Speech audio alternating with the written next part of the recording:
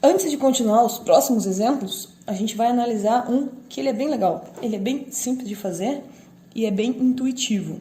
Eu tô com um número muito grande. A gente quer resolver o limite desse cara aqui com um número muito grande. Um número muito grande ao quadrado fica ainda maior. Se eu somar ele, ele continua crescendo. A raiz diminui ele um pouco, mas raiz ainda é uma função que é crescente. Então, isso aqui ainda é grande. Se eu somar com isso daqui, continua grande. Repara que eu estou fazendo soma, tirando raiz, que é uma coisa que é crescente, e somando. Então, eu estou cada vez aumentando mais esse valor. Então, isso de fato dá infinito. Lembrando, limite não existe, mas a gente representa como infinito porque a gente sabe o que acontece com ele.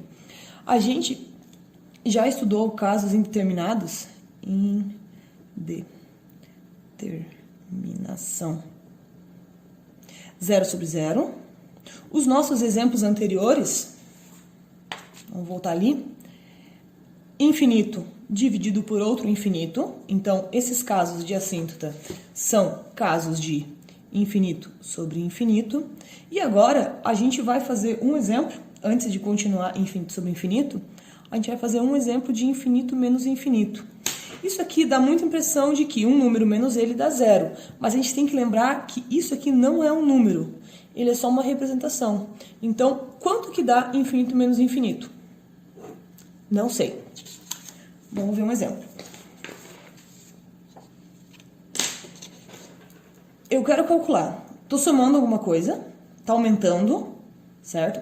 O cara já era grande, eu aumentei mais, diminui um pouquinho, mas continua aumentando e tirei uma quantidade infinita. Então, repara que eu estou numa situação que eu tenho infinito e eu estou tirando infinito. Como eu resolvo isso? Raiz, truquezinho de sempre. A gente vai multiplicar aqui por raiz de x quadrado mais x, porque eu vou multiplicar sempre com o sinal trocado dali, né? Para conseguir fazer diferença de quadrados. Olha que bonitinho que vai ficar isso. Continuar aqui embaixo, vai ficar assim. Limite, vai ficar x ao quadrado mais x, quadrado primeiro, menos da fórmula, o quadrado segundo. Dividido por, só tem aquele cara ali, então, x quadrado mais x, quando x tende a infinito. Para quem não lembra, eu estou usando a mais b, a menos b, igual a quadrado menos b quadrado. Para quem não lembra, estamos usando diferença de quadrados. Repara que eu estou somando x quadrado, tirando x quadrado. Aí, a gente volta para o mesmo caso que a gente tinha antes. Eu tenho x em cima e embaixo eu tenho x quadrado mais x. O maior expoente em cima é fácil, é x. Se a gente começar a analisar, o maior expoente embaixo também é x. Por quê? Porque aqui, ó, eu tenho a raiz de x quadrado, isso aqui eu sei que vai me dar um x. Positivo ou negativo, ainda não sei. A gente tem que lembrar do módulo. Mas, em todo caso, a gente sabe que isso aqui é um x. Eu tenho que cuidar que eu tenho outro x aqui.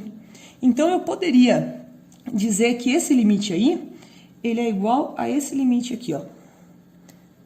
Limite, em cima eu tenho x, embaixo eu tenho raiz de x quadrado mais x quando x tende a infinito. Lembrando que isso é só limite, tá? Essa operação me permite dizer essa igualdade. Como função, essa função é diferente dessa função aqui. X é positivo, porque eu estou tendendo a infinito. Esse limite eu posso dizer que é x mais x, quando x tende a infinito. Continha de novo, isso vai ficar x sobre 2x, quando x tende a infinito. Posso simplificar o x de cima com o x de baixo, e isso vai dar meio.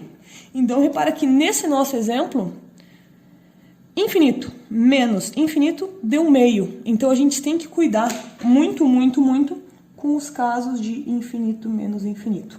Isso, assim como 0 sobre 0, ou infinito dividido por infinito, também é uma indeterminação. Tá, mas e a gente fez nesses casos aqui, até agora, sempre quando a potência de cima e de baixo forem iguais. E se for diferente? Podemos usar o mesmo raciocínio. Qual que é o maior expoente em cima? É o que tem x quadrado. Então, eu posso pensar em 7x quadrado dividido por 4x quando x tende a infinito.